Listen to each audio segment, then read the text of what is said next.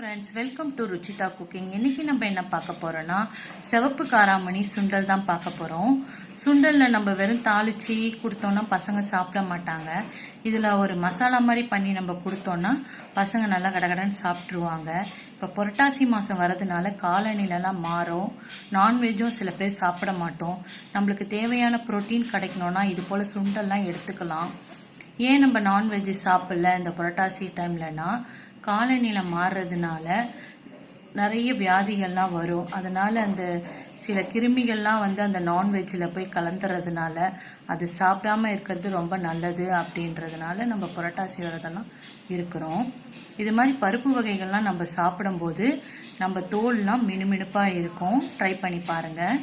சரி, நம்ம இப்போ இந்த காராமணி சுண்டல் எப்படி பண்ணலான்னு பார்க்கலாம். காராமணியை காலையில் ஊற வச்சுட்டு நைட்டு அந்த தண்ணியெல்லாம் வடிகட்டிட்டு அப்படியே நீங்கள் திறந்தே வச்சுட்டா கூட அது அழகாக இப்படி முளைக்கட்டி வந்துடும். அடுத்த நாள் காலையில் இப்படி முளைக்கட்டி வந்துடும். இதை தான் நம்ம இப்போ சுண்டல் பண்ண போகிறோம். ஒரு வாட்டி வாஷ் பண்ணிவிட்டு குக்கரில் போட்டுட்டு அதை தண்ணி மூழ்கிற அளவுக்கு தண்ணி ஊற்றிட்டு கொஞ்சம் பெருங்காயத்தூள் போட்டுக்கலாம். எந்த பருப்பு வகைனாலும் கொஞ்சம் பெருங்காயம் சேர்த்துக்கோங்க, வாழ்வை குறைக்கும். இதுக்கு ஒரு மசாலா செஞ்சிடலாம். 2 பொடியாக கட் பண்ண வெங்காயம், இஞ்சி பூண்டு, 2 தக்காளி, 2 பொடியாக கட் பண்ண பச்சை மிளகா. கடாயில் எண்ணெய் ஊற்றிட்டு கொஞ்சம் சோம்பு போட்டு பொரிய விடலாம். சோம்பு பொரிஞ்சுன்னு இருக்கு. இப்போ நம்ம ஆனியன் சேர்த்துக்கலாம். ஆனியன் சேர்த்துட்டு நல்லா வதக்கிடலாம். வெங்காயம் பச்சை மிளகா நல்லா வதங்கிடுச்சு.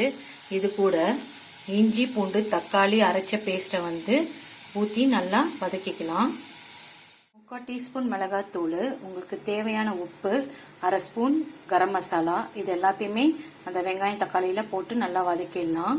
எண்ணெய் பிரிஞ்சு வர அளவுக்கு வதக்கணும். எல்லாம் போட்டாச்சு, நல்லா வதக்கிக்கலாம். மசாலா நல்லா வதங்கிடுச்சு. இது கூட நம்ம வேக வச்ச சிவப்பு காராமணியை போட்டு நல்லா ஒரு 10 நிமிஷம் வதக்கி கொஞ்சம் தண்ணி ஊற்றி வேக விடலாம். மசாலாவோட அந்த காராமணியை நல்லா கலந்தாச்சு. ஒரு 5 நிமிஷம் போல் நல்லா வதக்கிடலாம். அதுக்கப்புறம் தண்ணி ஊற்றிட்டு ஒரு 10 நிமிஷம் நல்லா கொதிக்க விடலாம். ஒரு பிளேட்டில் கொட்டிக்கலாம். அதுக்கு மேலே பொடியாக கட் பண்ண வெங்காயத்தை தூவிக்கலாம்.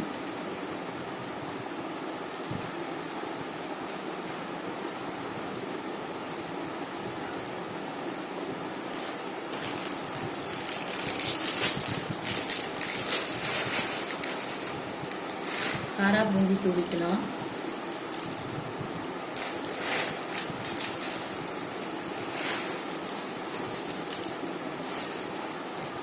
ஒரு பாதி லெமன் எடுத்து பிழிஞ்சிக்கலாம். அவ்வளோதான், சுட சுட சிவப்பு சுண்டல் ரெடி ஆயிடுச்சு. நீங்களும் உங்கள் வீட்டில் ட்ரை பண்ணிவிட்டு எப்படி இருந்ததுன்னு சொல்லுங்கள். இப்போ நம்ம டேஸ்ட் பண்ணி பார்க்கலாம். இப்போ சூடாக இருக்குப்பா.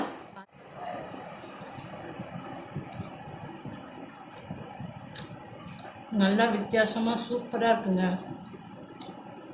இந்த கிளைமேட்டுக்கு நீங்களும் உங்கள் வீட்டில் செஞ்சு பார்த்துட்டு உங்கள் குடும்பத்துக்கும் கொடுத்து சந்தோஷமாக இருங்க.